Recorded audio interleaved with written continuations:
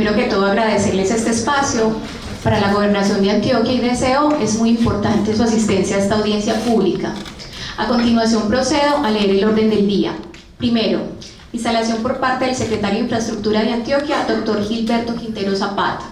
Segundo, saludos por parte del gobernador ad hoc, doctor Bayro Adolfo Valdivieso. Tercero, presentación técnica del proyecto por parte de Deseo, por parte del ingeniero Germán Vélez. Cuarto, recolección de preguntas por escrito. Primero, instalación por parte del Secretario de Infraestructura, el doctor Gilberto Quintero Zapata. Muy buenos días para todos ustedes. Un saludo muy especial al doctor Bayron Adolfo Valdivieso, que es el gobernador ad hoc que el gobierno nacional ha nombrado para que esté al frente de este proyecto, debido pues a que el señor gobernador, el doctor Luis Pérez, se declaró impedido para cualquier acción o decisión sobre este tema. Él nos ha venido acompañando ya en varias reuniones y es el encargado, pues como les decía, de estar al frente de este proyecto tan importante. Un saludo especial también al doctor Germán Vélez, que es el representante de la empresa encargada de los estudios, de la propuesta, a los profesionales que lo acompañan a él, a todos ustedes, y agradecerles muy especialmente la asistencia a esta audiencia, que es una audiencia que con carácter de obligatorio se debe de realizar en los 30 días siguientes a la presentación por parte de la empresa privada del proyecto de factibilidad. Ustedes saben que este proyecto ha tenido ya varias etapas. La primera parte fue la prefactibilidad que ellos presentaron el año anterior, la aceptación por parte del gobierno departamental para que ellos continuaran con este proceso, y durante 7 u 8 meses han venido trabajando ya la parte del diseño definitivo y los estudios definitivos, y hoy estamos ya en esa etapa, pues 30 días después, en la celebración de la audiencia. El mecanismo que se ha establecido es el que se ha anunciado por parte de la presentadora, y es que lo que se quiere es que una vez se haga la presentación, ustedes formulen las preguntas por escrito, y a cada uno se le va a responder. Inclusive las respuestas de cada uno se van a colgar en la página web para que tengan conocimiento de cada una de ellas. Como les decía, también nos acompaña el señor gobernador ad hoc, el doctor Valdivieso, quien les va a presentar un saludo muy especial. Entonces, les reitero los agradecimientos y vamos a estar muy atentos de la presentación de parte de la empresa de este proyecto. Quiero entonces, como punto siguiente, dejarlos con el doctor Valdivieso para que les presente un saludo. Señor gobernador. Muchas gracias, doctor Gilberto. Bueno, muy brevemente, buenos días a todas y a todos, bienvenidas y bienvenidos a esta audiencia. Esta audiencia, como ustedes saben, es con el objetivo de socializar la información sobre el proyecto de APP Doble Calzada Oriente. De eso se encargará la empresa que generó la iniciativa. Yo intervengo en esta audiencia en calidad de gobernador ad hoc para este exclusivo proyecto, porque el señor gobernador elegido se tuvo que declarar impedido precisamente en aras y en armonía pues con la transparencia, y precisamente por eso el gobierno nacional, mediante decreto 1046 de 2017, me designó gobernador ad hoc. La idea es que vamos a escuchar y a ver atentamente la presentación de lo que implica el proyecto, y obviamente estamos para escucharlas y escucharlos. Todas las inquietudes que ustedes tengan se van a recoger por escrito para mayor transparencia, y desde luego todas se van a retroalimentar, todas se contestarán y eso pues le da mayor soporte y garantía al proyecto, de manera que sin más preámbulos, mucho gusto a todas y a todos, bienvenidas y bienvenidos, y procedamos. Bueno, buenos días. Vamos a empezar esta presentación con un video que hemos preparado del proyecto. Entonces, por favor, proyectamos el video.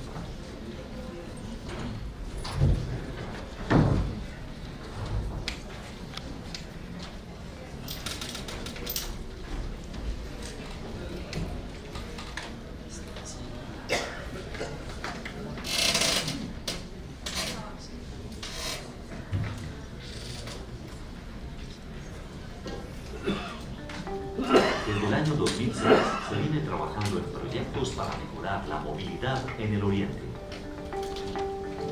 Pensando en mejorar las condiciones de movilidad, accesibilidad, competitividad e integración regional, se crea el proyecto de iniciativa privada sin recursos públicos para la nueva vía doble calzada de conexión de los sectores de Sancho Paisa y El Taulazo. Las obras se ejecutarán en jurisdicción de los municipios de Envigado, El Retiro y Río Negro. Doble Calzada Oriente es un proyecto de infraestructura que logra acortar los tiempos de viaje y las distancias entre el Valle de Aburrá y el Valle de San Nicolás, en los que encontramos municipios como El Carmen de Viboral, El Retiro, La Ceja, La Unión y Río Negro. Una de las regiones más importantes y con más desarrollo del país, caracterizada por gente pujante, visionaria y pionera en el desarrollo. Es un proyecto de 13.8 kilómetros en doble calzada, moderna, ágil y segura, con las mejores especificaciones técnicas, teniendo en cuenta el entorno social y con el mayor respeto a los sistemas ambientales. Una vía sostenible que conecta regiones para el progreso de sus habitantes. Doble Calzada Oriente es sin duda un proyecto ambicioso y visionario pensado para el desarrollo y progreso de la región.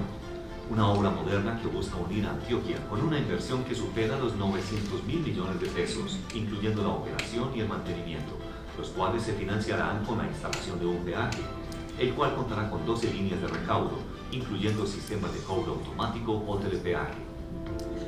Durante la fase de operación se prestarán servicios de grúa y ambulancia, además de la vigilancia de la Policía de Carreteras. También se implementará servicios ITS de última tecnología para tener una vía amable con el usuario y sostenible ambientalmente.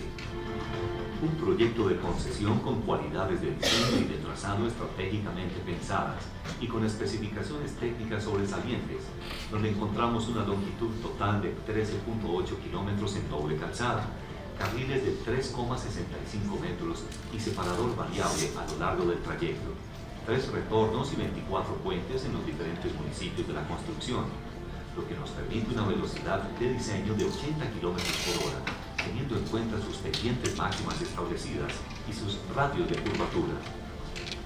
Además, sus obras de contención, estabilización y drenaje cuentan con una estricta normatividad que permiten condiciones óptimas de funcionalidad y mantenimiento y garantizan la operación del corredor vial de forma segura, protegiendo los recursos hídricos y mejorando su entorno. Una obra que generará más de 1.100 empleos directos y 650 empleos indirectos, además de que se repondrán los árboles que se talen, protegiendo así los recursos aire y agua. Es importante destacar que se acortará las distancias y los tiempos en un 40% entre el Valle de Aburrá y el Valle de San Nicolás, mejorando de esta forma las condiciones de accesibilidad y competitividad claves para el progreso económico del departamento. Sabemos que nuevas vías son sin duda nuevas oportunidades para todos. Desde la Gobernación de Antioquia trabajamos sin descanso por un departamento que piensa en grande.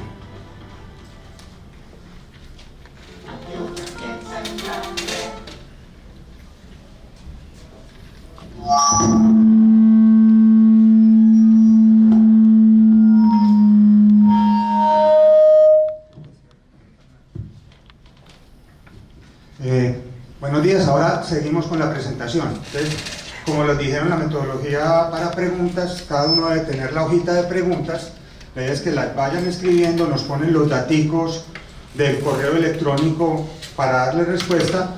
A cada uno se le responderá y antes del viernes entrante, dentro de 8 días, se van a colgar todas las respuestas en la página web. La primera parte es desde cuándo se está trabajando en este proyecto. En este proyecto venimos trabajando desde el año 2007 en la concesionaria de Bimet, porque para nadie es un secreto el problema que hay de conectividad con el Oriente. O sea, se ha venido analizando, se ha venido estudiando, hubo propuestas concretas en el año 2007 y en el año 2014 para adicionarla al contrato de concesión, lo que no fue posible. Sobre este mismo corredor también existen unos estudios desde los años 70-80 que realizó Consultoría Colombiana para conectar los dos valles que mantienen el corredor cruzando por la zona de la Torre. Adicionalmente, el trazado original que tenía el túnel Aurora Oriente, el que salía por el poblado, que salía donde era la venta que tenía serie, ahí arriba en la Loma de los Balsos, que ahora se llama Le Parcs, y salía más abajito de Pícolo, al frente del anticuario, tenía ese trazado para salir a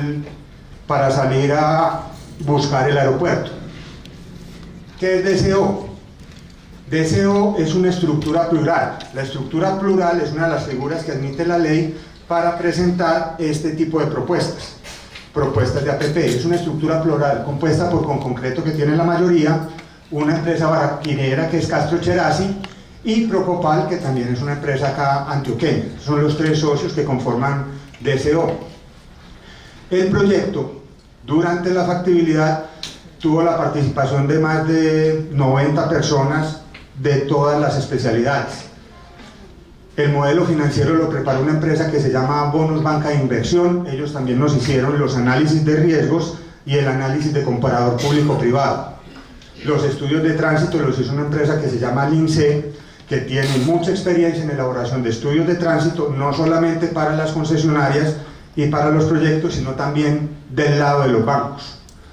El estudio ambiental nos lo viene preparando y lo seguirá preparando la empresa CBG de la doctora Clara Gallego. La parte de geotecnia es la parte de pavimentos y estabilidad de taludes y protección de taludes, la civil del ingeniero Nelson Cadavid. La parte de geología, que es el análisis geológico de todo el corredor, lo preparó la empresa Solum. Todo lo que es hidráulica, hidrología, diseño de alcantarillas, dimensionamiento de obras, lo hizo la empresa GMS de Gloria Jenny Mejía. La parte de estructuras, el ingeniero Julián Londoño, que es dueño de una empresa que se llama L&L Constructores.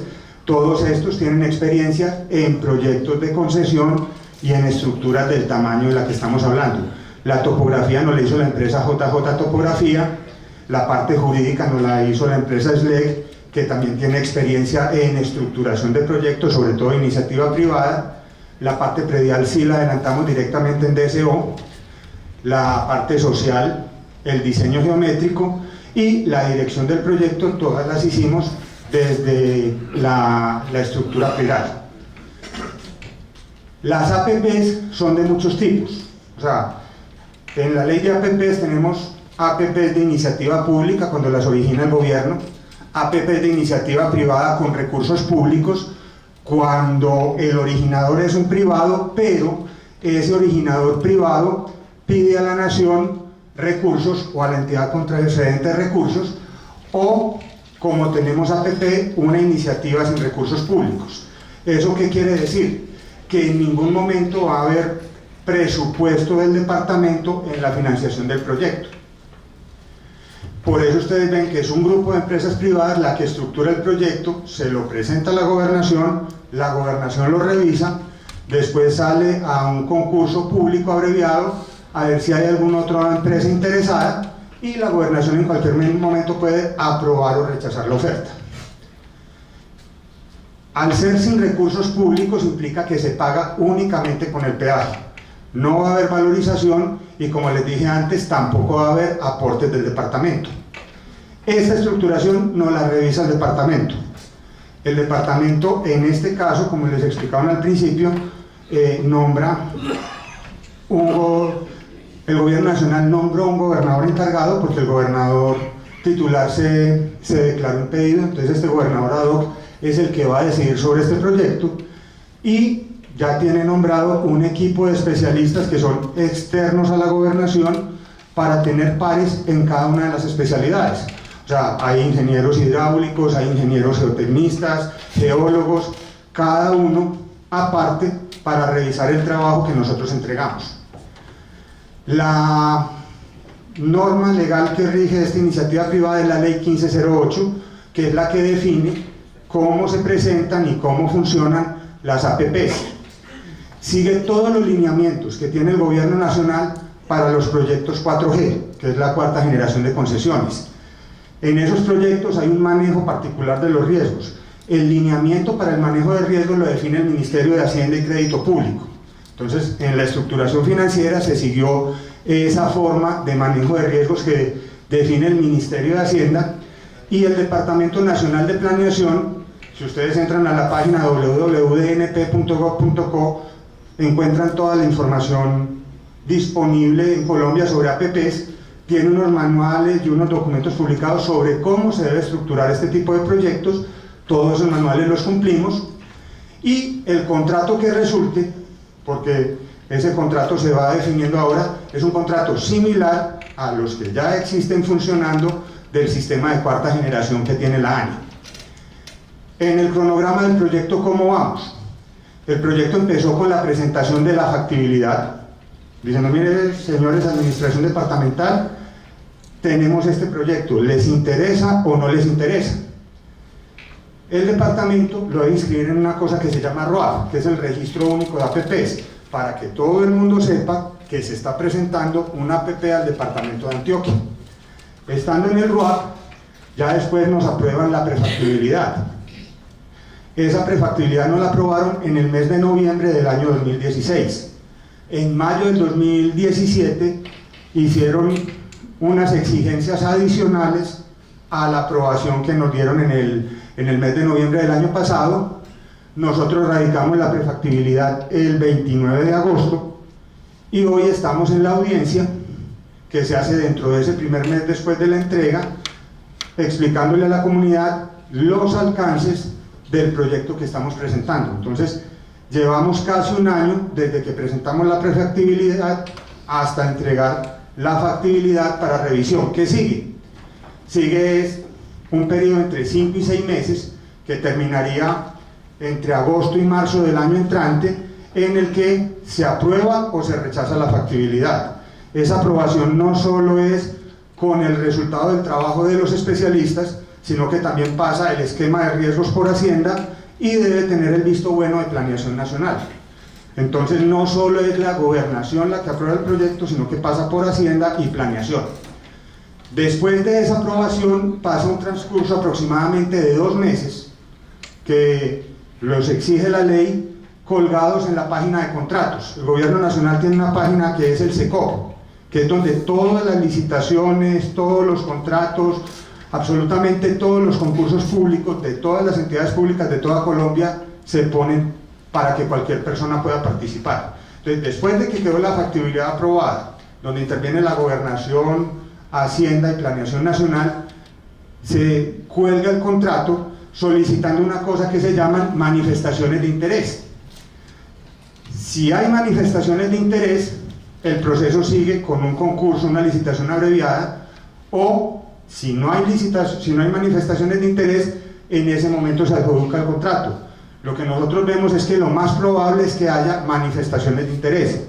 Entonces, al existir otra persona interesada en participar en el proyecto, se abre una licitación, donde mi oferta ya se conoce, yo no puedo mejorar mi oferta, y el otro presenta su oferta. Hay más o menos un mes de evaluación de ofertas, y ocurre una adjudicación que, si se cumplen todos los plazos que estamos poniendo, estos plazos son todos de ley, estarían adjudicando el contrato en julio del año entrante. Adjudicado el contrato, hay un término de 15, 20 días que se demora en legalizar ese contrato, porque hay que conseguir pólizas. Normalmente este tipo de proyectos o son estructuras perales o son promesas de asociación futura. Entonces se constituye la sociedad, se toman las pólizas y se firma el contrato. Esos son esos 15 días.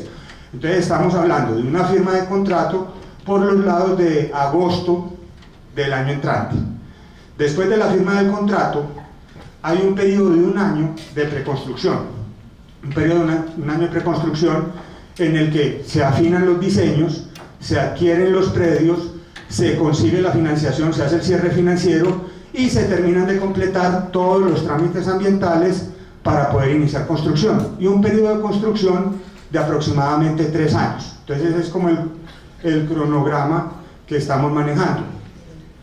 ¿Para qué construir una vía nueva si hay tantas? O sea, yo puedo subir por Santa Elena, yo puedo subir por la autopista, yo voy por Palmas y puedo coger o por la vía del túnel, o puedo coger por la vía de Palmas, continuar hasta Don Diego, o puedo subir por la que tiene el municipio de Envigado. Tenemos muchas vías, pero así parezca mentira, tenemos muchas vías, pero vías que son insuficientes. El mes pasado hubo 2 accidentes en la misma semana, creo. ¿Y qué pasó? Se colapsó el oriente. En diciembre ocurrió el derrumbe en el kilómetro 14 de la autopista. ¿Qué pasó todo fin de diciembre y todo enero? Se colapsó oriente. Entonces, los datos, y ahora vamos a ver de dónde salieron también datos, lo que estoy diciendo se confirma con datos, son confirmados por la realidad. No tenemos vías suficientes para ir a oriente. Seguimos colapsados. Un fin de semana, el Día del Padre, vienen todos los problemas que hubo en todas las vías. Hacen una feria aeronáutica y hay que poner a trabajar todas las vías en contraflujo para poder subir o bajar gente. O sea, tenemos un sistema de conexión de los 2 valles que hoy es insuficiente. Entonces tenemos que mejorar las condiciones de movilidad y las condiciones de seguridad que tienen estas vías. Tenemos que recuperar ese atraso que tenemos. Es que ya va a entrar el túnel. Sí, el túnel debía entrar en el 2000. El túnel va a entrar a funcionar 17 años después de cuando se necesitaba. Y que el túnel va a resolver el problema parcialmente. A los 2 años de entrar el túnel, de acuerdo con las proyecciones de tráfico que tenemos, el problema va a seguir siendo el mismo. Las vías están colapsadas, ampliarlas no es viable dentro de las revisiones que hicimos. Y entre estos 2 valles, si uno suma los tráficos del peaje Palmas, de la estación que tiene túnel Aburrá Oriente, del peaje de Guarne y del peaje que tiene la vía de Envigado, pasan más de 60.000 vehículos diarios entre los 2 valles. Supongamos que no existen buses y que los carros van únicamente 2 personas. Diariamente, casi 120.000 personas suben y bajan entre Medellín y el Valle de San Nicolás. Y lo grave es eso. O sea, si se quedan las 120.000, pues el problema grave es los fines de semana. El problema es que hay un crecimiento consistente desde hace más de 5 o 6 años, donde el tráfico se incrementa un 7% cada año en todas las estaciones. Entonces, ¿a qué nos está llevando eso? A un colapso de todo el sistema vial que comunica los 2 valles. La mayor parte del tráfico se origina en Medellín y sobre todo hacia la zona sur de Medellín y también en la zona centro de Medellín. Esta tabla lo único que nos muestra son orígenes y destinos, no muestra vías. Es decir, la gente que sale de Medellín nos dice para dónde va. Y resulta que de todo Medellín, de toda la zona central del área metropolitana, el mayor destino es Río Negro. Este Río Negro incluye también el aeropuerto, pero el mayor destino es Río Negro. Pero también va un tráfico importante al Retiro, a La Ceja, a Marinilla y a Guarne. Y el origen importante es la zona central y norte del valle de Aburrá, y los municipios del sur del área, digamos, aunque suben, no aportan tanto tráfico tan importante. Entonces lo que hay que buscar es soluciones para comunicar Medellín con Río Negro. El dato de Marinilla se ve chiquito, pero lo que pasa es que ya están tan conurbados Medellín y Marinilla que mucha gente que vive en Marinilla no sabe que vive en Marinilla y cree que vive en Río Negro. Lo que pasa aquí con todos los límites, uno coge la avenida del Poblado y hay momentos donde llega a la frontera y uno no sabe si está en Envigado o en Medellín. Eso mismo ya está pasando en el oriente entre Marinilla y Río Negro. La solución que se está proponiendo es una solución de 13.8 kilómetros en doble calzada, o sea que siempre podemos adelantar, que a la velocidad de diseño. Ojo, una cosa es la velocidad de diseño y otra distinta es la velocidad de uso. La velocidad de diseño, que es 80 kilómetros por hora, se recorre en 10 minutos. Esta solución se compara contra lo que tenemos hoy, que son estas dos vías que se recorren cada una más o menos en una hora, en unas condiciones, digamos, precarias para el adelantamiento y con unos problemas de seguridad vial que todos conocemos. Como les dije ahora, este es el trazado del túnel, este es el trazado de SO. Llegamos a puntos distintos. El objetivo de SO no es llevar tráfico al aeropuerto, el objetivo de SO es llevar tráfico a Río Negro y a toda esta zona de Llano Grande, que es la zona de mayor crecimiento en este momento. Gústenos o no nos guste, acá vamos a tener un área metropolitana a la vuelta de 10 o 12 años. Gústenos o no nos guste, eso se está llenando de edificios. Ustedes van hoy, ven Lagún, edificios de 3 pisos, ven el desarrollo de la clínica, ven en Llano Grande proyectos de 4 y 5 pisos de apartamentos, en lo que todo el mundo pensaba que iban a ser fincas. O sea, toda esta zona nos está cambiando, y a eso es a lo que le apunta este proyecto, a mantener la conectividad entre esos dos valles. Entonces lo que estamos haciendo es repartir el tráfico y entregándolo en distintos puntos en el oriente, porque uno de los problemas del túnel es que todo el tráfico que hay hoy llega al mismo punto, y es muy difícil de manejar cuando todos los carros van a la misma glorieta. Se estudiaron varias alternativas. Dentro del mismo corredor tuvimos 3 trazados. Vimos los otros, no los estamos poniendo porque los vimos, y los otros todos siguen pasando por este punto. Esta misma zona, unos llegaban directamente al aeropuerto, otros llegaban más abajo, pero destacamos esos 3 del mismo corredor. Adicionalmente vimos la factibilidad de desdoblar Palmas y la factibilidad de desdoblar la vía del aeropuerto. No, digamos, no eran viables. El que nos dio que era viable es el corredor que aquí tenemos marcado como azul. La inversión del proyecto, redondeadas las cifras, son 430.000 millones para el CAPEX. CAPEX es toda la inversión en construcción, predios, infraestructura de operación, todo lo que son inversiones en obras, son 430.000 millones. El mantenimiento cuesta 570.000 millones, porque estamos hablando de un contrato que en operación y mantenimiento se demora 25 años. Contamos con una unidad funcional de construcción y otra unidad funcional de mantenimiento y operación. La inversión del proyecto es del orden de 1 billón de pesos. O sea, en el video vieron 900, pues son 960 y algo. Y acá redondeamos al billón. ¿Cómo se va a ejecutar el proyecto? Una consulta, ¿en ese CAPEX están incluida toda la gestión previa del proyecto? Sí, el CAPEX incluye absolutamente todo lo que son inversiones para hacer las obras, todo lo que es inversión de capital. ¿Cómo se ejecuta el proyecto? Entonces, si asumimos que el contrato se firma en agosto del año entrante, hay un periodo de 1 año de preconstrucción. ¿Qué se hace en ese año de preconstrucción? Se hace todos los trámites para terminar de completar la licencia ambiental, se complementan los diseños en lo que sea necesario, y los puntos más importantes: se inicia la compra de predios. Durante todo ese año se van comprando predios, y adicionalmente durante todo ese año se hace el proceso de cierre financiero con los bancos. Después de que se tiene ese primer año de preconstrucción, inicia la etapa de construcción, que dura 3 años, y después iniciamos la etapa de operación y mantenimiento, que es 25.5 años, dura 25.5 años, y el último medio año es una etapa que se llama de reversión, porque todos los activos que se construyen son propiedad del departamento de Antioquia. O sea, dentro de 30 años se le devuelve la vía que se construye al departamento y es del departamento. Entonces, en ese momento el departamento decide si la vuelve a concesionar o si sencillamente sigue explotándola él. Como veníamos diciendo, es una vía de 13.8 kilómetros, toda en doble calzada. Tenemos una velocidad de diseño de 80 kilómetros por hora. Tenemos unas especificaciones técnicas similares a los de los proyectos 4G, y se ha hecho todo el trabajo para que esta vía sea sostenible.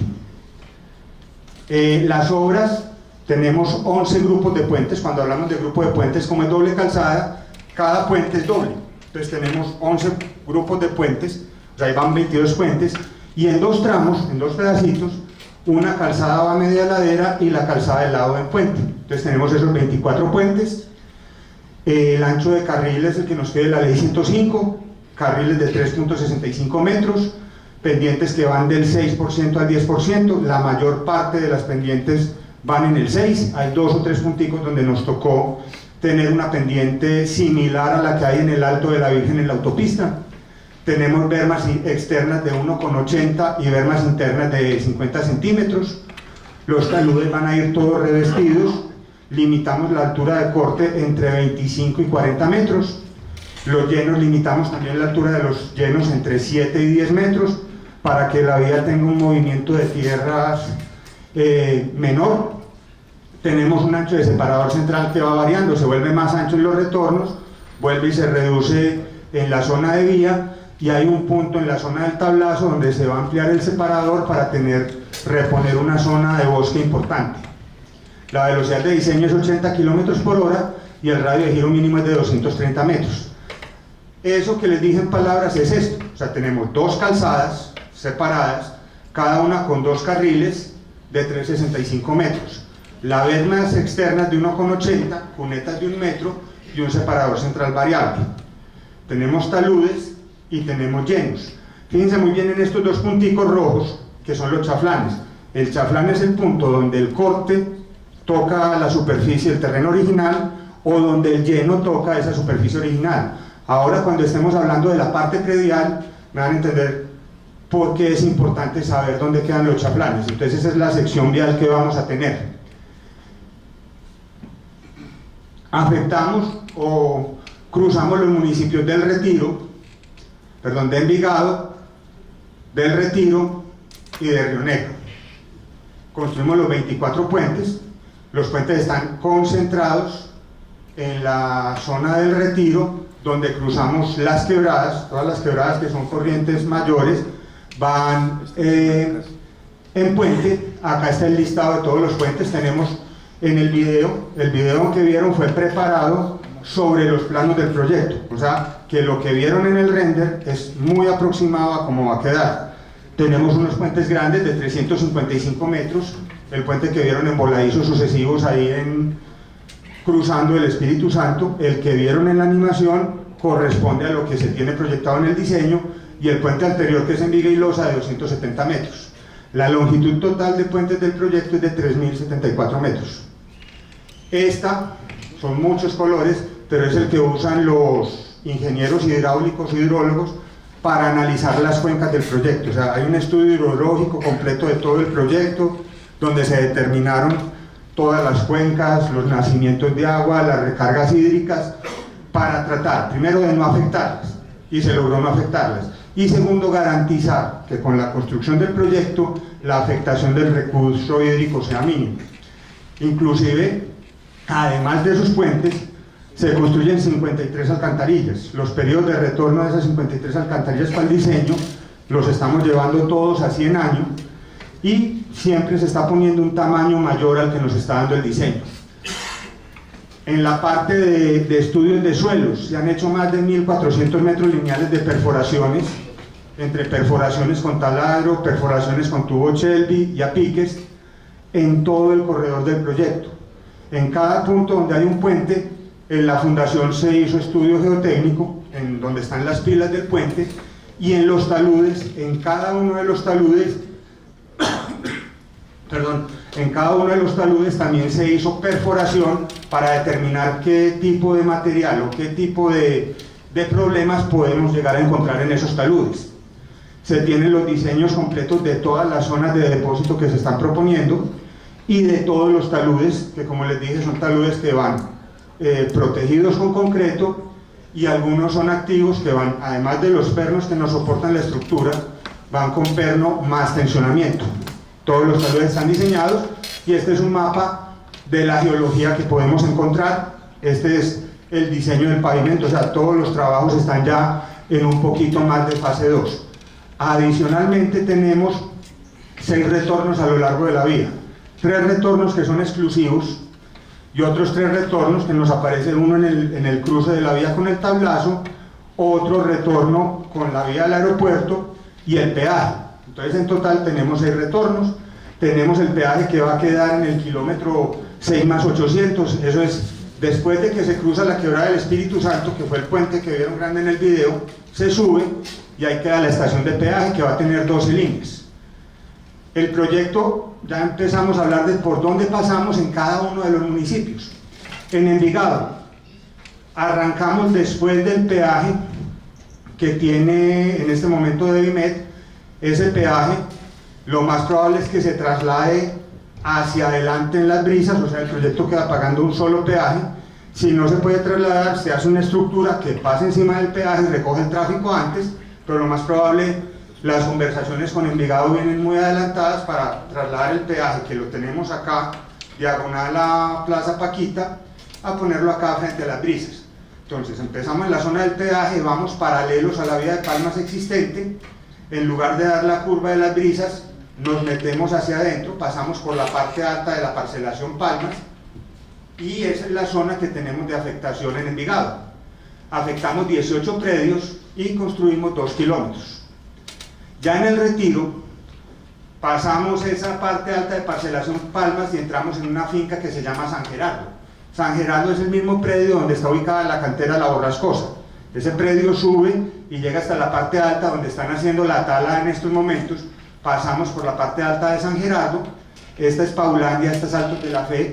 Pasamos entre Paulandia y Altas de la Fe y empezamos a bajar. Acá los negritos son los puentes. Empezamos a bajar buscando el cruce de la quebrada de Espíritu Santo. Acá está el puente grande y subimos, tenemos el peaje. Empezamos a entrar en la finca La Torre hasta llegar al Alto de la Torre, que es el paso de la vía. En el Retiro afectamos 16 predios, aunque recorremos 6 kilómetros. La diferencia es que son predios muchísimo más grandes, porque no está tan desarrollado como la parte de Envigado, ni como la parte de Llano Grande.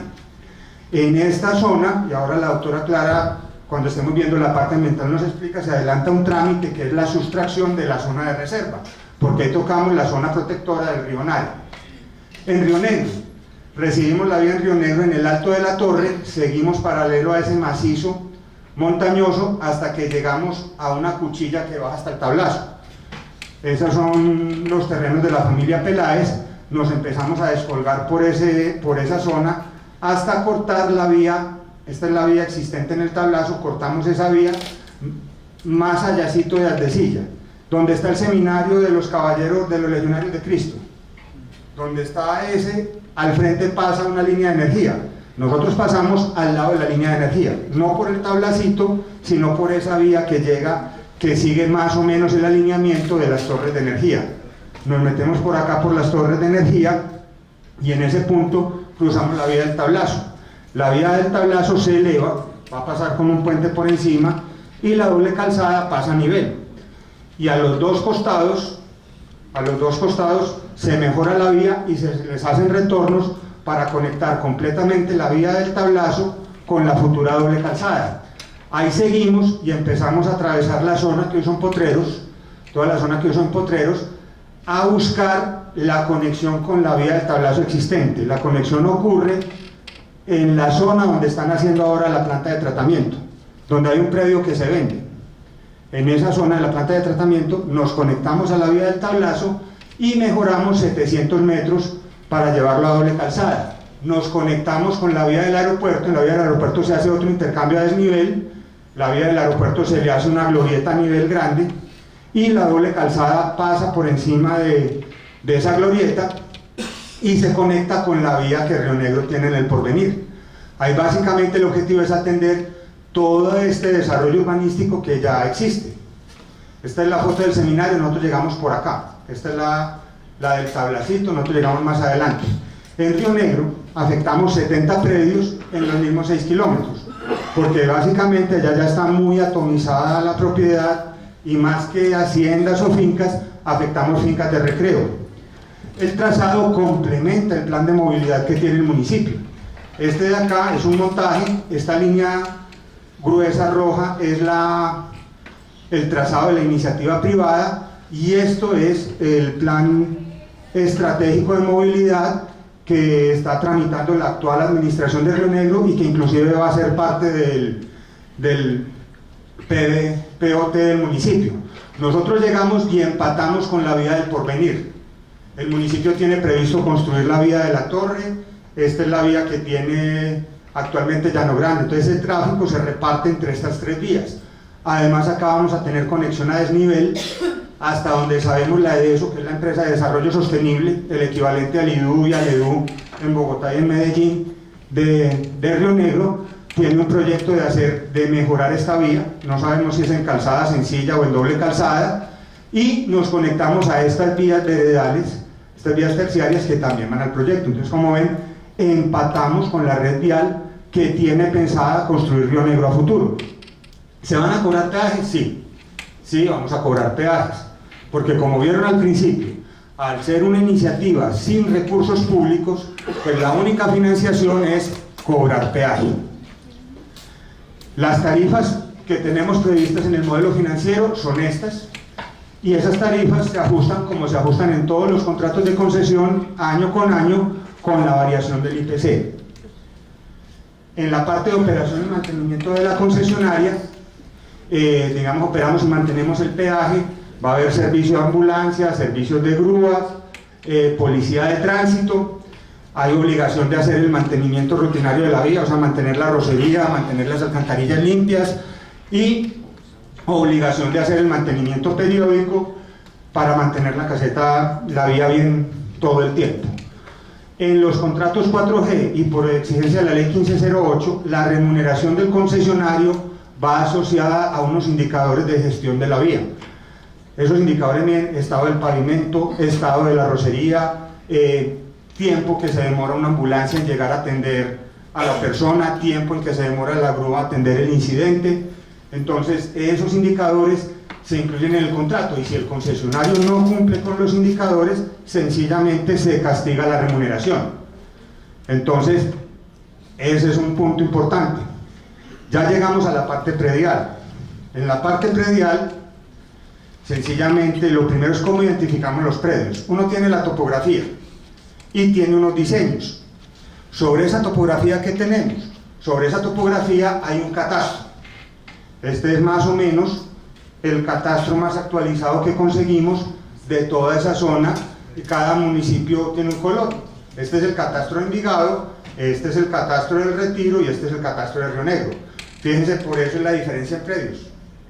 Cada cuadrito es un predio, como están identificados en catastro. Sobre ese predio, sobre ese mapa catastral, se traza la vía. Y sobre ese mapa catastral y la vía, ¿qué tenemos? Unos predios quedan intersectados por esa vía. Entonces, este es más o menos los predios que se afectan por la construcción. Ya cuando tenemos identificados los predios, tenemos que empezar a identificar qué área le vamos a comprar a cada uno. Para comprar los predios, utilizamos la ley 1228. Entonces, si yo tengo la doble calzada de cada eje de esa doble calzada hacia la derecha y hacia la izquierda, debo comprar 20 metros más. Eso es lo mínimo que me pide la ley 1228 del 2008. Adicionalmente podemos tener otro problema. ¿Se acuerdan lo que les dije de los chaflanes?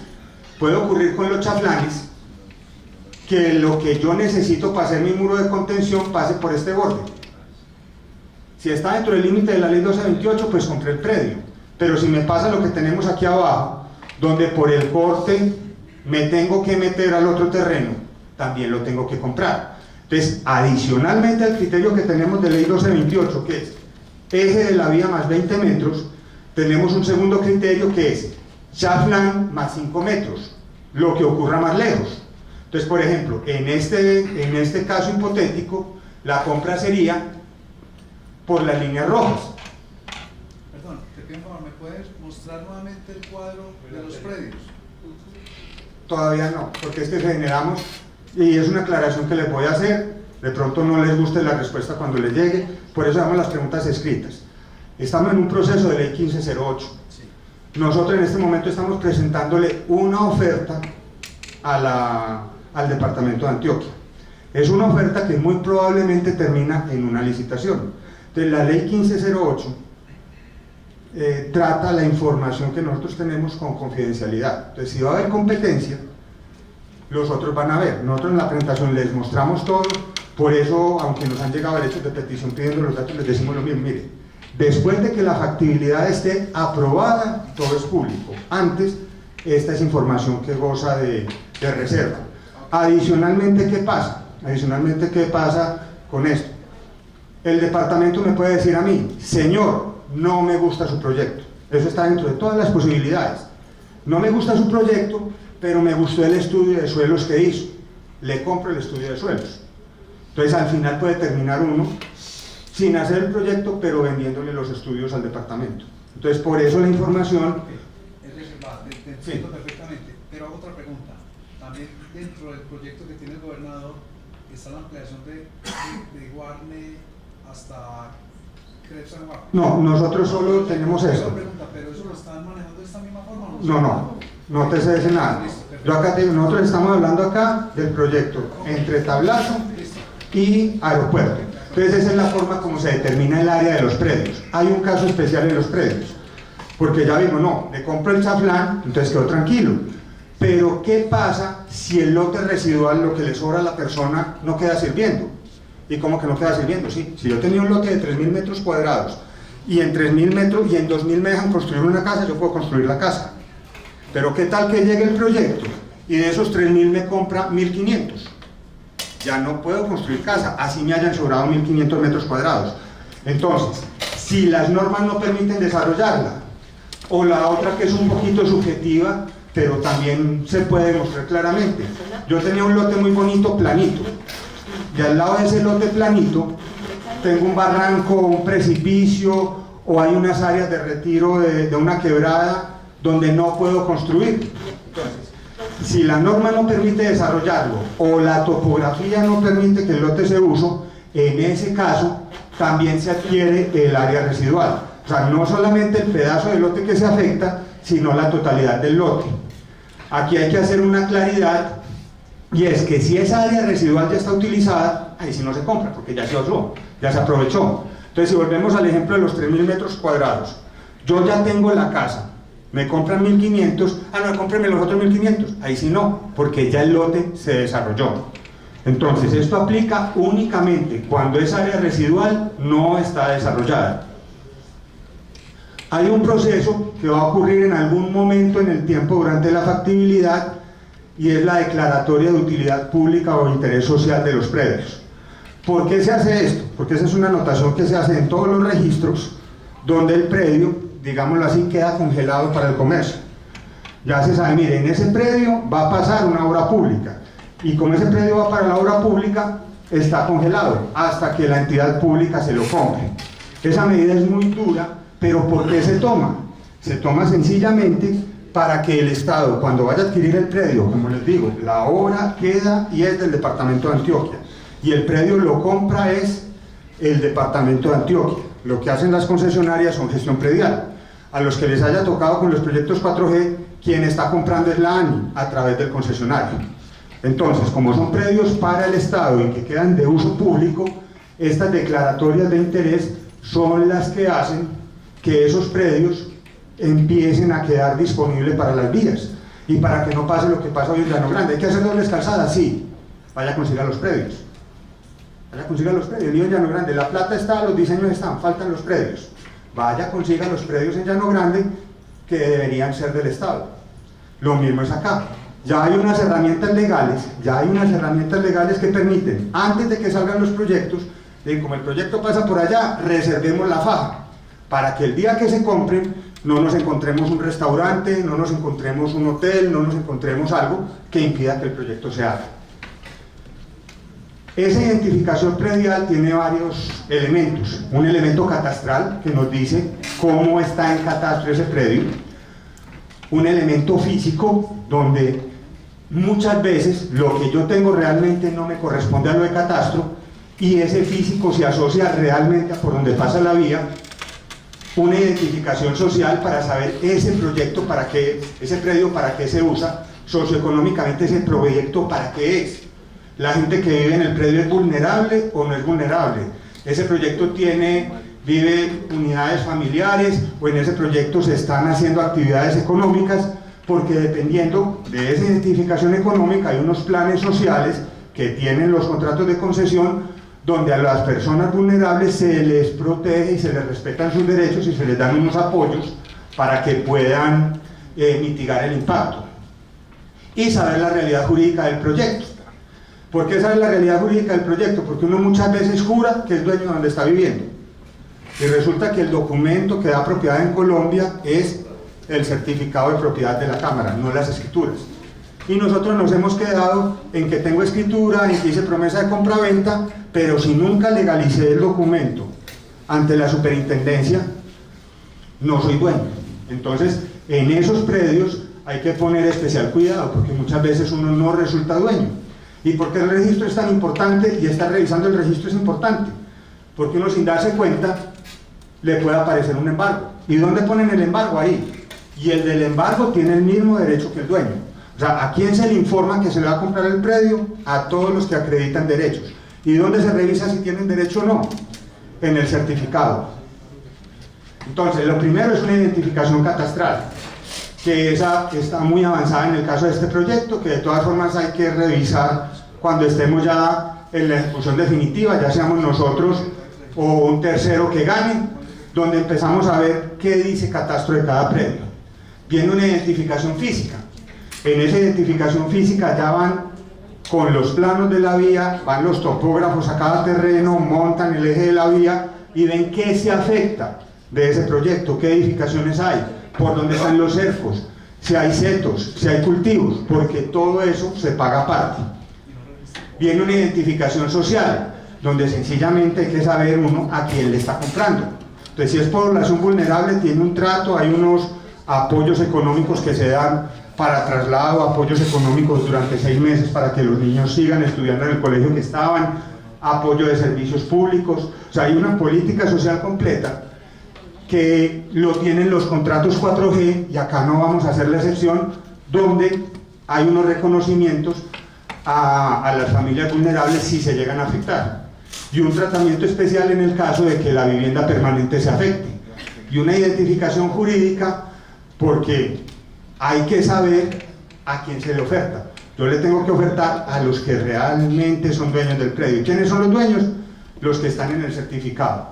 Esos son los dueños. Me están embargando, le tengo que avisar al dueño y al que me está embargando. Hay un proceso judicial y el proceso judicial está afectando el predio. Le tengo que avisar a él y al otro, así digan que no tengo derecho.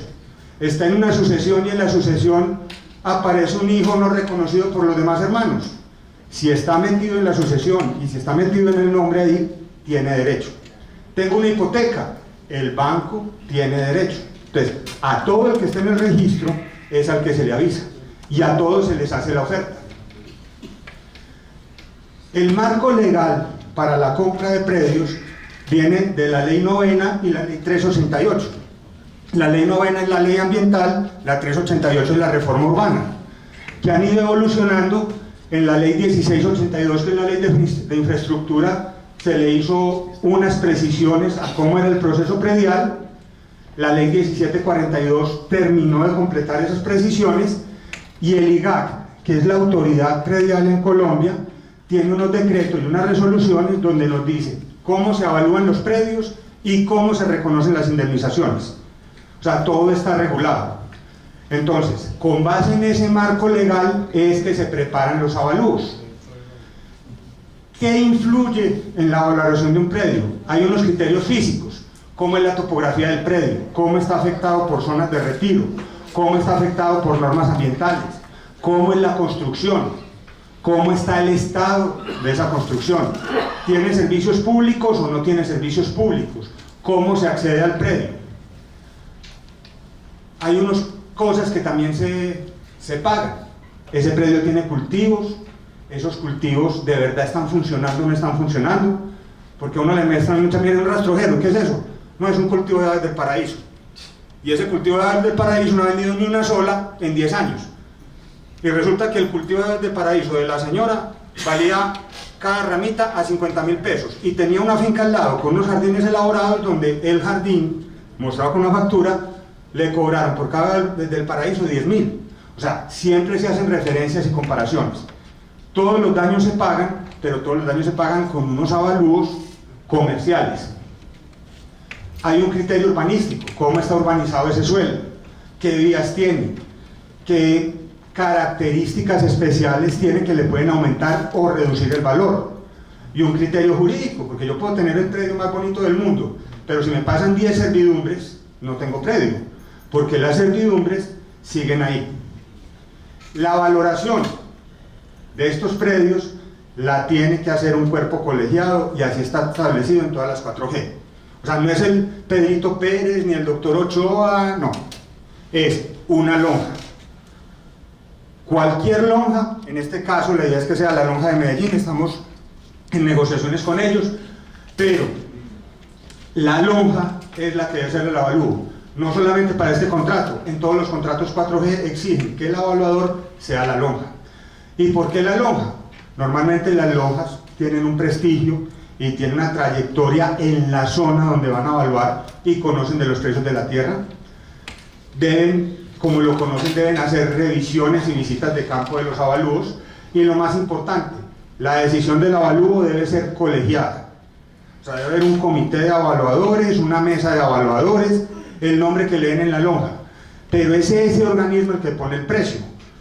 Un evaluador va o dos, toman fotos, ven y dan un informe, pero es la mesa, un grupo de varios evaluadores los que dicen, cumpliendo las normas que vimos anteriormente, cuánto vale el inmueble, para quitar ese elemento subjetivo de que es una persona, porque es valor comercial, y se usan metodologías comparadas al mercado. O sea, la compra de los predios se hace a valor comercial. Entonces nosotros ya tenemos el avalúo, y básicamente el avalúo se le solicita a la lonja que lo haga, hace una revisión de documentos, hacen la visita de campo, la mesa de evaluadores define el precio y presentan un informe de avalúo. Ese informe de avalúo, si se revisa y se ve que está muy desviado, se le devuelve para que revisen el precio. Ya cuando tengo el informe de avalúo puedo pasar a la oferta. Así como vimos que ve un evaluador para poner el precio, vamos a ver qué no ve el evaluador para poner el precio. No influye el número de propietarios. Puede ser un propietario 50 o 100, eso no incide en el precio.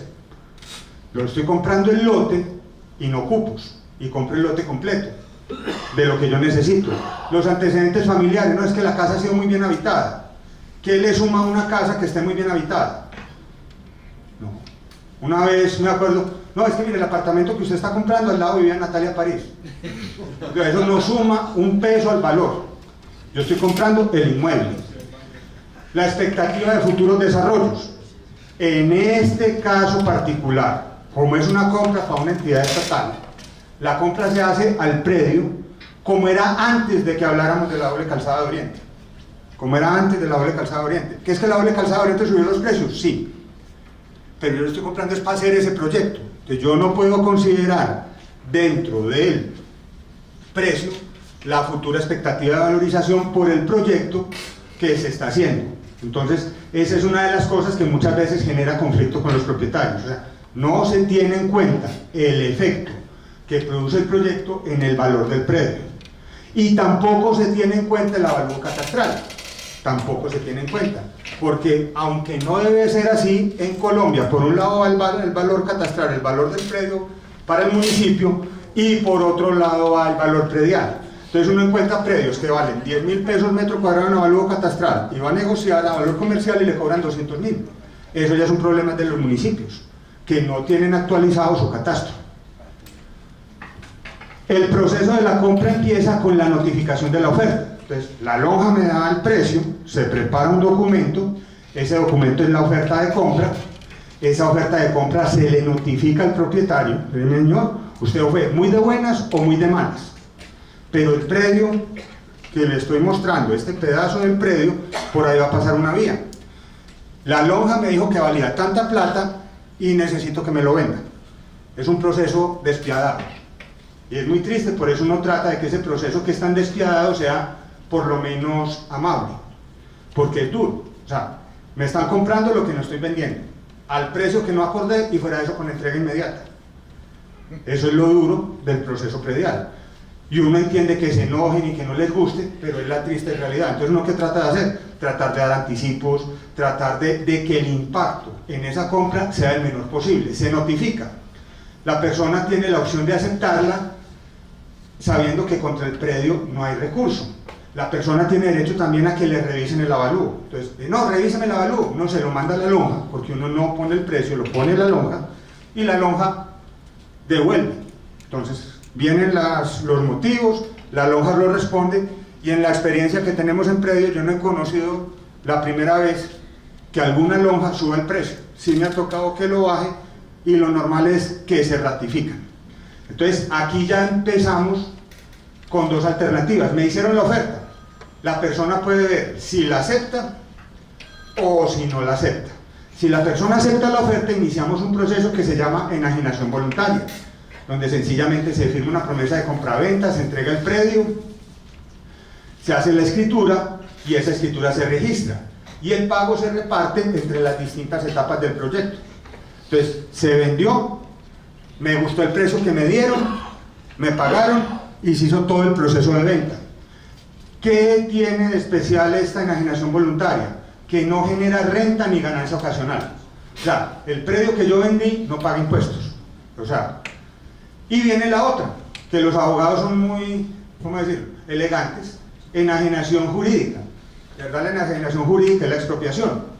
Entonces, la expropiación no es que llegó el gobierno a decirme quita el predio, sino que la expropiación es el resultado de no aceptar la oferta. Y no se acepta la oferta, y hay que entender eso en el proceso judicial, por el precio. El juez no cambia el trazado. Un juez, no, es que la vía pasa por acá y no me gusta, que pase más atrasito. Un juez no decide eso. Todo lo que decide el juez en el proceso de expropiación es cuánto vale el inmueble. Ya el trazado quedó. Entonces, en este proceso de expropiación llegamos a él por una razón muy sencilla: no me gustó la oferta. Si fuéramos dos particulares haciendo un negocio, yo estoy comprando un carro, entonces yo digo un precio, vale 10 millones, vos me decís, no, ese carro vale 5, y alegamos toda la vida 10 y 5 y nunca negociamos, y se nos ocurre una idea: llamemos al vecino y que nos diga cuánto vale, lo ponemos de árbitro y los dos aceptamos el precio del vecino. Más o menos eso es la expropiación en Colombia, sino que ese árbitro es un juez de la República, y acá se va a usar la expropiación judicial. Entonces, yo oferté por un valor, a la persona no le gustó, entonces sencillamente ¿qué hacemos? Llamamos a un árbitro. ¿Quién es el árbitro? Un juez, y el juez dice cuánto vale ese predio. Entonces, en la enajenación jurídica primero se hace una resolución de expropiación. Después de que se hace la resolución de expropiación, se presenta una demanda. Después de presentada la demanda, el juez ordena que se consigne el 50% de valor. Mucha gente se asusta porque es que es el 50% de valor catastral lo que dice la ley. Creo que ese artículo ya lo derogaron. Pero normalmente se paga el 50% del avalúo comercial. Al momento en que se paga ese valor del avalúo comercial, el juez ordena la entrega anticipada del predio a los 10 días. En el proceso judicial, básicamente lo que se hace es el avalúo del inmueble. O sea, el juez oye la versión del Estado, oye la versión de la persona y debe nombrar como mínimo 2 peritos evaluadores y un evaluador que sea del Instituto Agustín Codazzi. Con base en esos avalúos, el juez define cuánto vale el predio. Entonces, en la sentencia, que puede ocurrir mucho después de que el predio está entregado, en la sentencia el juez dice, este predio vale tanto. Ahí no hay que hacer escritura, no hay que hacer nada, porque el título de propiedad lo da la sentencia. ¿Y qué se hace? Se registra la sentencia. Entonces, para resumir, nosotros necesitamos 18 predios en Envigado, 16 en El Retiro y 70 en Río Negro. Para el manejo de la comunidad, el contrato prevé un plan de gestión social contractual que se basa en una cantidad de fuentes de información que se han investigado en la zona, donde se han identificado todos los tipos de poblaciones que tenemos. Hay desde estrato 20.000 hasta estrato -1, todo eso se está identificando y se están haciendo los planes. Se está revisando toda esa zona del tablazo y el tablacito, cómo funcionan socialmente, fortalecer los mecanismos ciudadanos, y en el contrato, como parte del contrato, y está en todos los contratos 4G, no en este, por eso les digo que seguimos los lineamientos que tienen los contratos 4G, hay todo un apéndice de gestión social, y hay que elaborar un plan de gestión social contractual que se encarga de manejar todas las relaciones entre la concesionaria y la comunidad, informándola, contándole, diciendo qué está pasando y mostrándoles el proyecto. Entonces todo eso va a quedar en un plan que es obligatorio para el concesionario sobre la gestión social, donde básicamente lo que queremos es que la gente entienda el proyecto y lo conozca. Esta es la 9ª socialización que hacemos, es la primera obligatoria, o sea, las otras 8 que hicimos, la hicimos es porque queremos que la gente entienda, sepa y conozca de primera mano el proyecto. Después van a venir otras socializaciones para la parte de licencia ambiental, en otras etapas que hay, pero lo que nos interesa es que conozcan el proyecto, sepan cómo es y entiendan que el proyecto no es para agredirlo, sino un proyecto que se necesita y tratar de tener el menor impacto posible, no solo sobre las comunidades, sino sobre los recursos naturales. Bueno, ahora los dejo con la doctora Clara, que nos va a explicar toda la parte ambiental.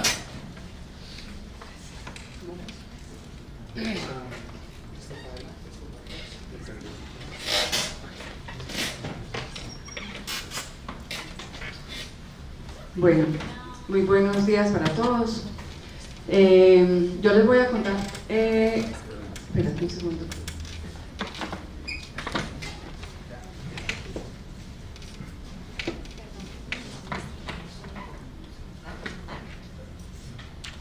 Les voy a contar 2 cosas. Primero, lo que hemos hecho hasta hoy para la entrega de la factibilidad, cuáles fueron los estudios que se elaboraron para cumplir con 2, digamos, condiciones importantes, que son la normatividad ambiental que tenemos, definida por el decreto 2041, y los términos de referencia establecidos por la gobernación para la presentación de los proyectos de iniciativa privada. Entonces, ¿qué hemos hecho? Primero, de acuerdo con la ley ambiental, resulta que este proyecto, como vieron, que pasa por 3 municipios, tiene 2 autoridades ambientales competentes, que serían Corantioquia y Cornare. Entonces, en esas situaciones, nuestra legislación establece que hay que decirle o consultarle a la ANLA sobre cuál de las 2 autoridades ambientales es la competente. Esa consulta la hacen las mismas autoridades ambientales. Entonces, nosotros lo que hicimos fue elaborar los documentos para ambas autoridades ambientales para que ellos, con base en eso, hagan la consulta a la ANLA y diriman, digamos, esa diferencia de competencias que hay ahí. Nosotros estamos en este momento esperando esa respuesta. Tenemos la información de que eso sale muy rápido, esperamos que sea hoy. Bueno, ¿qué más hicimos? Hicimos, digamos, el cumplimiento de todos los alcances del estudio de factibilidad que definía el anexo 1 de los términos de referencia de la gobernación, que consistía en que, primero, la definición de todos los estudios y trámites requeridos por el proyecto. Entonces, con base en el conocimiento del proyecto, con base en las características del proyecto, en la legislación ambiental. Entonces hicimos un documento donde se establecían cuáles eran los pasos que teníamos que seguir y cuáles eran los cronogramas correspondientes. Hicimos una definición de costos de gestión social y ambiental muy detallados para el proyecto. Para eso pues utilizamos herramientas que tenemos, pues, digamos, conocimiento en la empresa detallado de eso, cuáles son los costos en que el proyecto va a incurrir en la preinversión, durante la construcción y durante la operación, para el cumplimiento cabal de todas las obligaciones ambientales y sociales que van a ser derivadas de la licencia ambiental. Entonces, aunque todavía no hayamos hecho el estudio de impacto ambiental, digamos que desde ya se aportaron todos los costos que fueron los que fueron insumos, pues, como para tener el CAPEX y el OPEX del proyecto. Se hizo una revisión del plan de intervenciones desde el punto de vista social, que es como la definición de la hoja de ruta, el cronograma, pues, digamos que el paso a paso de la gestión social del proyecto.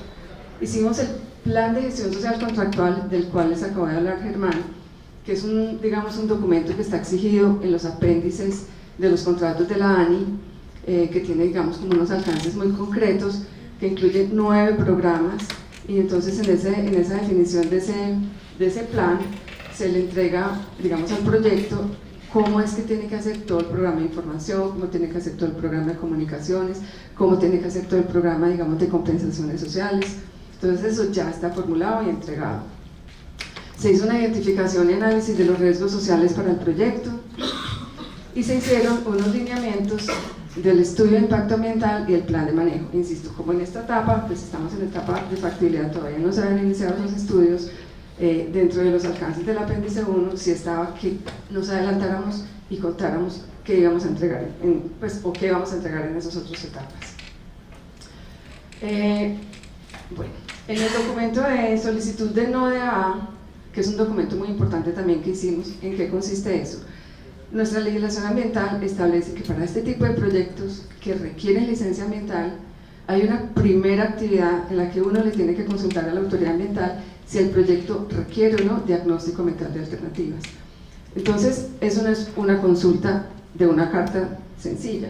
Entonces, lo que hicimos fue elaborar un documento para la autoridad que quede como autoridad ambiental competente, que como les dije ahorita todavía no sabemos, en la que se le explica para las alternativas que se estudiaron, que fueron 3 alternativas, en mucho detalle, digamos, la información técnica de cada una de las alternativas, o sea, con un nivel, como les digo, de detalle de descripción, de infraestructura asociada, de vías de acceso, de demanda de recursos naturales, en cada caso, cuántos permisos, por ejemplo, de ocupación de cauce vamos a tener, cuántas concesiones de agua, cuál va a ser el requerimiento de aprovechamiento forestal en cada uno de ellos.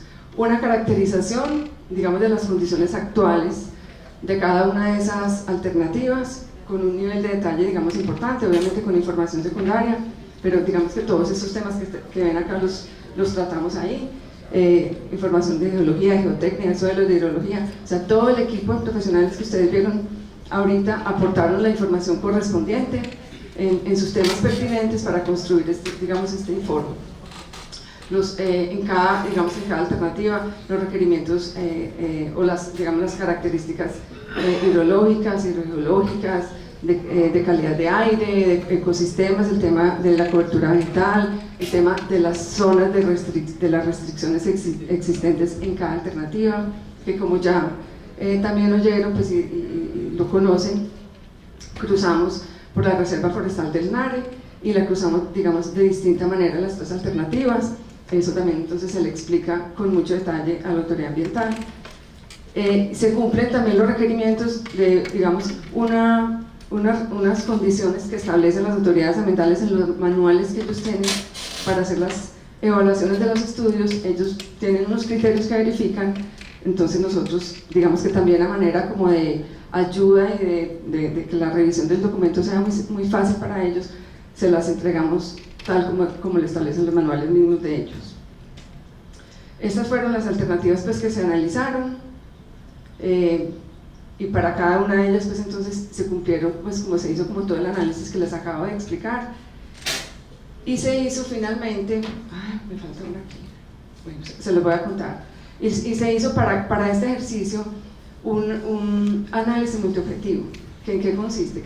Que se definieron criterios técnicos, criterios bióticos, criterios físicos y criterios sociales que se calificaron para cada una de las alternativas, y se les dieron, digamos, pesos relativos para llegar a una calificación final y hacerle una recomendación a la autoridad ambiental para que se evidencie, digamos, de manera objetiva que la alternativa seleccionada, que como ustedes ya han oído, la alternativa Espíritu Santo, era la mejor alternativa desde el punto de vista ambiental y social. Entonces ese ejercicio se hizo con una técnica de análisis multiobjetivo, como les digo, tratando, digamos, de minimizar las subjetividades, de que la autoridad ambiental cuando revise el ejercicio, digamos, que llegue a las mismas conclusiones que llegó el equipo evaluador. Ahí hubo información, como les decía ahorita, de todas las disciplinas, porque, digamos, el área de geotécnica aportó su información, el área de hidrología aportó su información, el área ambiental, pues que somos nosotros, por supuesto, entregamos toda la información biótica. Entonces, este fue un resultado muy importante, que lo tenemos terminado, que lo tenemos entregado a la gobernación, pero que hasta cuando no sepamos quién es la autoridad ambiental competente, no lo radicamos.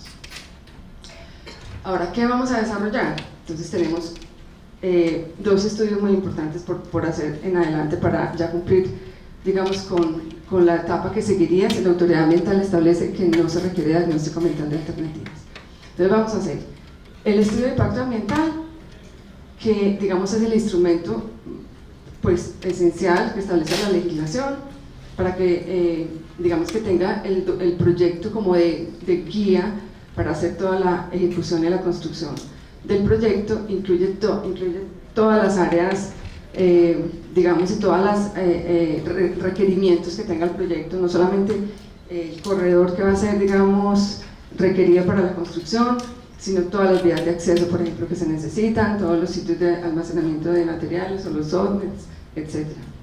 Entonces este documento se presentaría para solicitarla a la autoridad ambiental la licencia ambiental, y se elabora con base en unos términos de referencia que salieron hace relativamente poquito y salieron como en el marco de los proyectos 4G.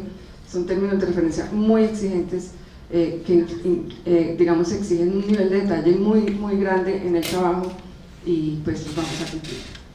Y dentro también de los requerimientos para el trámite de la licencia ambiental tenemos que hacer la sustracción de la reserva forestal del Nario, que ustedes saben pues que está en jurisdicción de partecita de Envigado y parte del Retiro. Este es un trámite que solo se puede, digamos, adelantar para proyectos de utilidad pública e interés social. Entonces, solamente una vez haya surtido ese trámite, después de que ya el proyecto haya sido declarado de esta manera, se adelanta el trámite de sustracción, para lo cual se elabora un estudio aparte al estudio de impacto ambiental, que tiene unos términos de referencia definidos por el Ministerio específicos para las sustracciones. Aquí pues hay como mucho texto, pero yo se los voy a contar qué vamos a hacer, o sea, qué contendrá el estudio de impacto ambiental. Pues un nivel de detalle muy preciso de las características del proyecto, con todos los detalles, con planos, con secciones, con cantidades de obra, con cronogramas, una definición de las áreas de influencia directa e indirecta para todos los componentes ambientales, una caracterización de las condiciones, digamos, de la línea base, de qué tenemos hoy en la zona, en el tema abiótico, o sea, el tema físico, en las condiciones bióticas, en las condiciones socioeconómicas.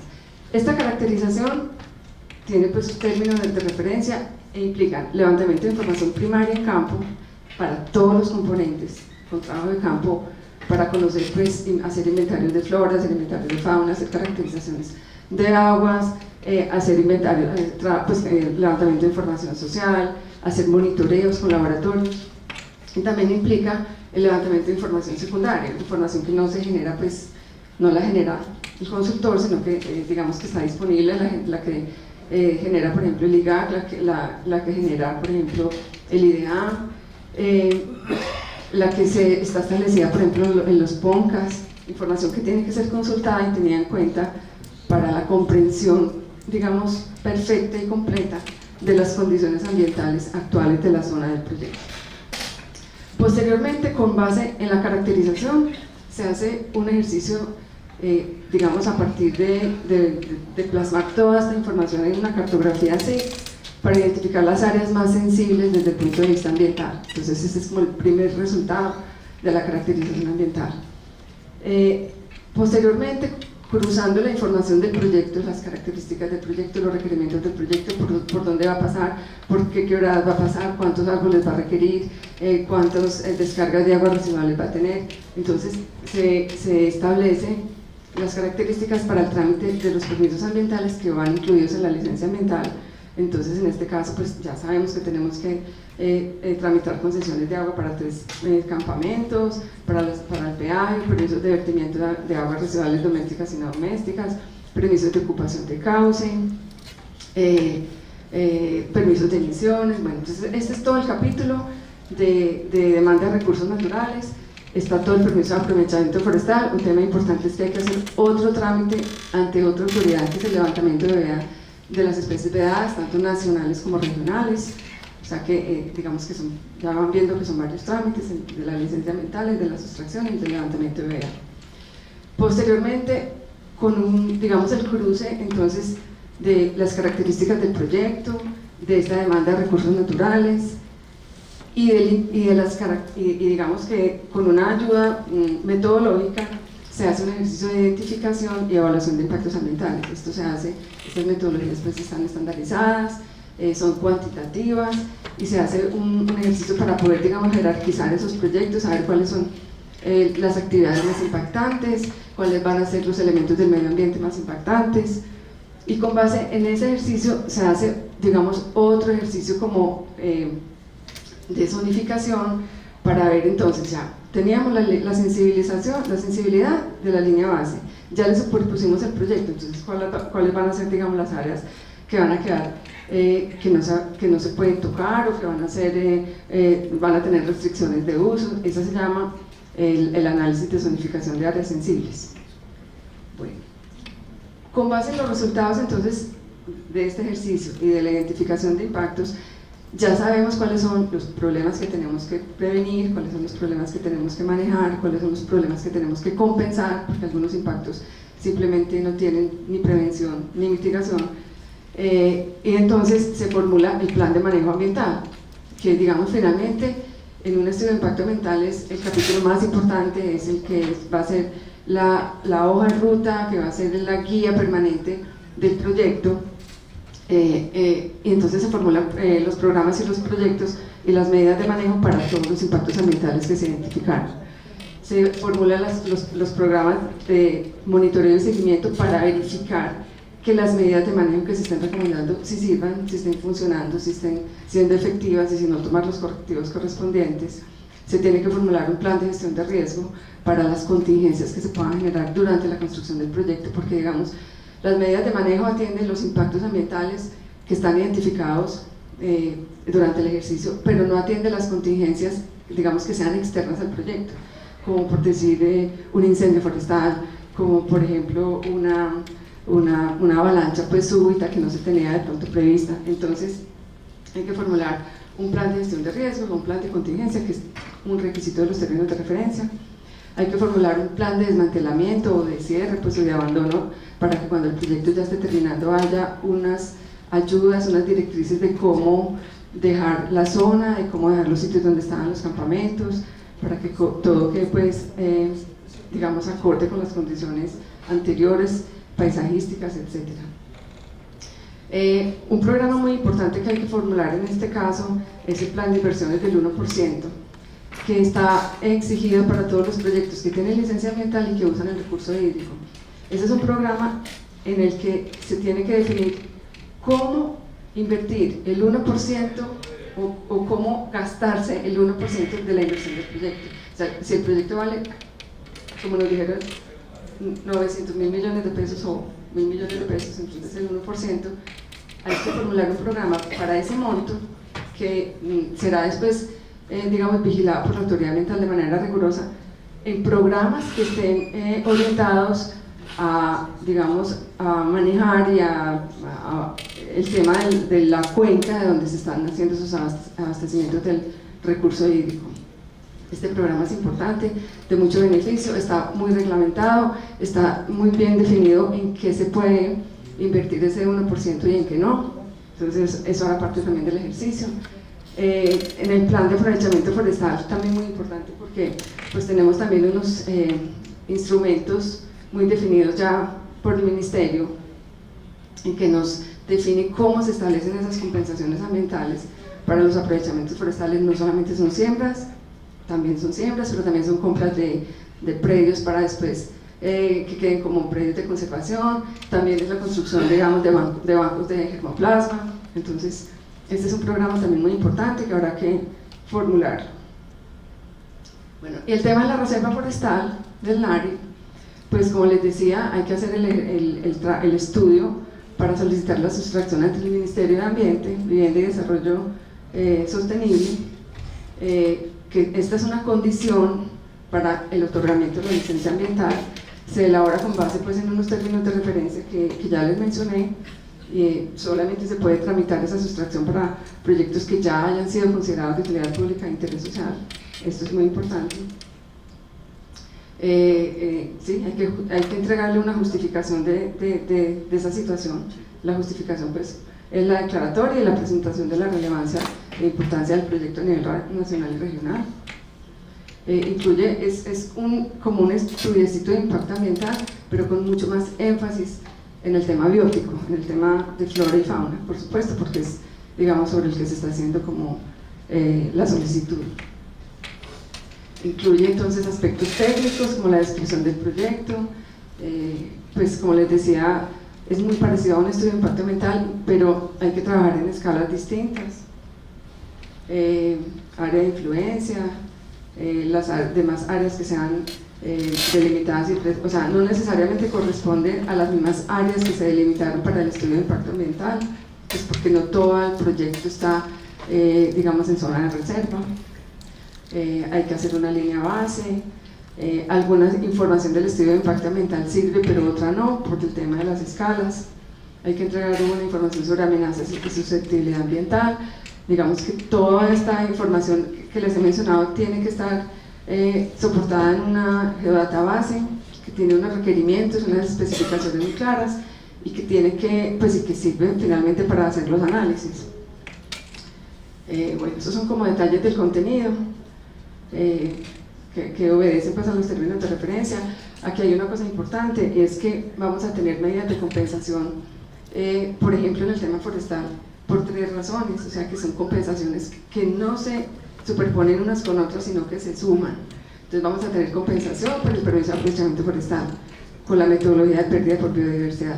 Vamos a tener compensación por las especies que sean que tengan veda, o sea, ese levantamiento de veda y esa autorización para talar esas especies vedadas implica también una compensación. Y vamos a tener compensación por la sustracción de reserva forestal.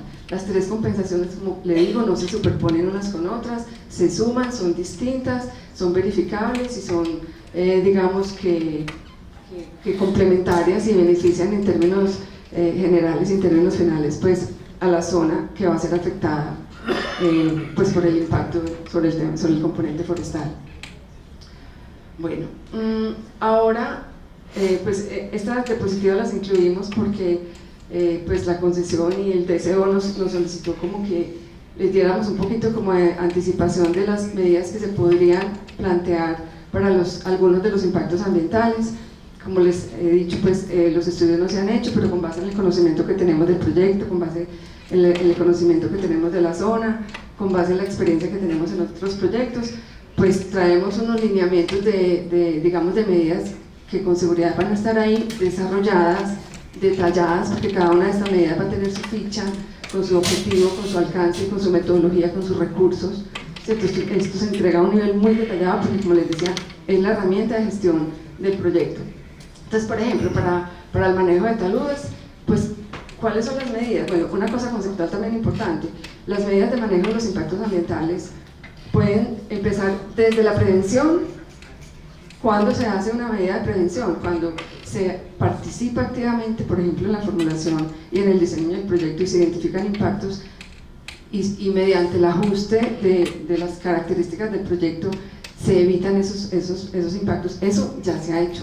Digamos, el trabajo de la formulación de la factibilidad del proyecto ha sido completamente, digamos, articulado con nosotros. Entonces, algunas de las medidas que nosotros identificábamos es mejor hacerlo por acá, es mejor, le recomendamos esta medida o esta directriz para el diseño del proyecto, digamos que se incorporan. Entonces son las de prevención, cuando se incorporan en los criterios o en los diseños del proyecto.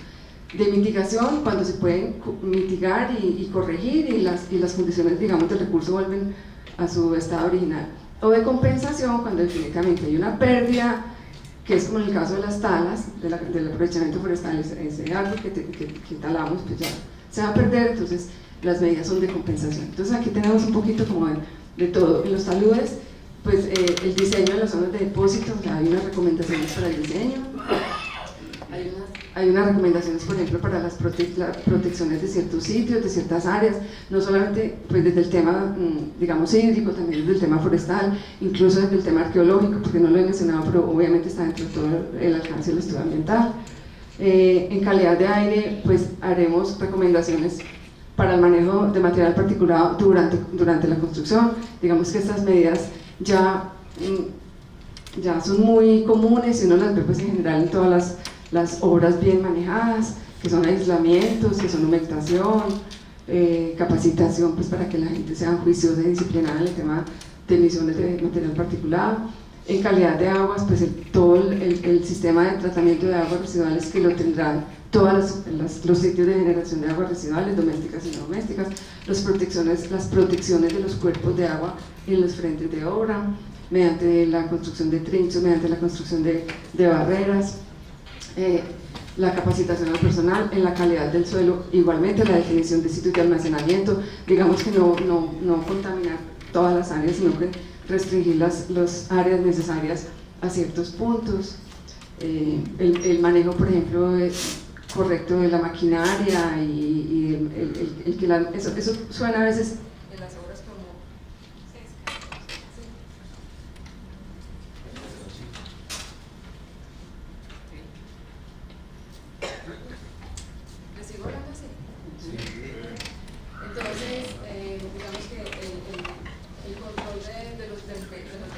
en los equipos y en las maquinarias normalmente a veces no se entiende como su relación con el tema ambiental, pero digamos que unas máquinas que estén descargando aceite en el suelo y en el agua pues, generan estos problemas. En la cobertura vegetal, entonces, aquí tendremos las medidas de compensación que ya les he mencionado, que son las medidas de compensación por estos tres orígenes, digamos, de necesidad, la sustracción, el aprovechamiento forestal y el levantamiento de veda. Y pregunto, compensaciones, dinero, demás especies, izquierda. Todo compensación es ejecución de cosas, es siembra de árboles, es compra de lotes de determinadas áreas para que como zonas de protección.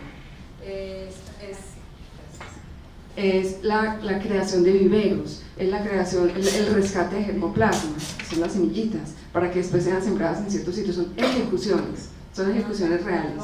Sí, lo tiene que hacer el proyecto, y el proyecto define un cronograma, pues el plan de manejo define un cronograma, y el proyecto pues se tendrá que ajustar ese cronograma que va a ser aprobado por la autoridad ambiental, que va a ser de obligatorio cumplimiento. Eso no son, digamos, promesas que se quedan para que las ejecuten terceros. Sí, por supuesto, así es. Somos absolutamente conscientes de eso, pues y de hecho eso está reflejado digamos que en el ejercicio de análisis multiobjetivo eso se tuvo en cuenta, y el hecho de que estemos en una zona de reserva, pues, sí. Bueno, ahí están pues los ejemplos de los programas que les estaba mencionando. Tendremos programas para también el manejo de fauna, para evitar que haya afectación a la fauna, entonces hay actividades previas a las talas como los ahuyentamientos, hay capacitación al personal, hay capacitación al personal para que, digamos, si a pesar del ahuyentamiento se encuentran animales, qué hacer con ellos, pues cómo manejarlos, a quién entregárselos, etc. Hay propuestas de instalación posiblemente de pasos de fauna, que es, digamos, una medida de manejo que cada vez es más común y requerida por las autoridades ambientales, y muy seguramente aquí la vamos a tener. Hay pasos de fauna subterráneos, hay pasos de fauna elevados, pero digamos dónde, cómo, eso será ya el objeto pues, del diseño de nuestro trabajo en detalle, de acuerdo con los resultados de la caracterización. Tendremos entonces también unas medidas de manejo asociadas a los impactos sociales, digamos, unas medidas sociales, que son complementarias, pero que deben ir muy de la mano del plan de gestión social contractual, digamos, en relación, por ejemplo, con la generación de empleo, unos criterios para que esa generación de empleo pues, beneficie prioritariamente, por ejemplo, la zona de influencia directa, el manejo de las expectativas de las comunidades, digamos, este tipo de cosas, las reuniones que son obligatorias y que se harán durante el ejercicio de la elaboración del estudio de impacto ambiental, y para eso se crearán instrumentos pues, que se diseñarán en el proceso, pero que, digamos, cada vez son más claros, necesarios, y la comunidad los espera y los proyectos son conscientes de que tienen que ejecutarlos. Y el tema de arqueología pues se cumplirá con todo el programa de arqueología preventiva que exige el ICANN, que empieza con la prospección. Dependiendo de los resultados de la prospección arqueológica se definirá en qué sitios se requiere o no rescate, que ya es un trabajo mucho más detallado, y posteriormente se ejecuta el monitoreo ya durante las actividades de construcción. Bueno, ese es como el súper resumen del trabajo ambiental de este proyecto.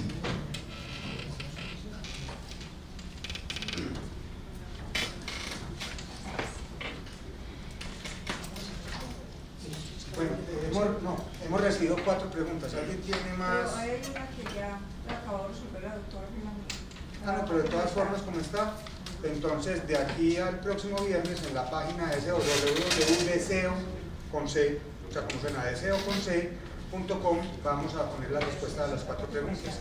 Y a cada persona se la vamos a contestar por su correo. ¿Alguien tiene más preguntas? Sería muy conveniente de que este proyecto para efectos del municipio de Río Negro fuera expuesto, pienso yo, citar a la comunidad, porque es que si bien son ¿cuántos predios que se afectan en 70? Y hay mucha consulta, mucha oficio donde están consultando permanente que qué sabemos, que por dónde va, que bueno, es conveniente hacer una socialización ampliada sobre todo a ese sector. No, ahí ya hicimos 2 socializaciones. Pero siguen las... Con la y con el consejo. Al consejo le hicimos una socialización particular, inclusive en una sesión de consejo que la iniciaron en la sede del consejo y después se fueron para el hotel. O sea, el consejo está socializado. La misma socialización que acá se le hizo al consejo se ha hecho con la comunidad de... Acabo de tablazo, consultar con el consejo, con la hay acta del consejo inclusive. Me dijo que sí sería muy conveniente que le hiciéramos una O sea, se hacen más socializaciones, pero debe quedar claro, esta es la 9ª. Y de las 9, 5 han sido en Río Negro y de esas 5, 3 han sido directamente en el área de influencia. Muy buenas tardes, yo soy Luis Eduardo Tobón, el supervisor de esta iniciativa privada. En nombre del señor secretario, doctor Gilberto Quintero, que pide excusas porque le tocó salir hace unos minutos, agradecerle pues la presencia a cada uno y cada una de ustedes en este importante evento para presentar un proyecto supremamente importante para el departamento de Antioquia y en general para toda la infraestructura del país. Agradecerle al señor gobernador ad hoc, al doctor Adolfo Valdivieso, Byron Adolfo Valdivieso, agradecerle al doctor Germán, a todo su equipo, a todos los funcionarios públicos del departamento, los distintos municipios y a todos ustedes. Muchas gracias, una muy buena tarde y a los que gusten hay un refrigerio aquí a la salida del salón. Muchas gracias, muy formales por la asistencia.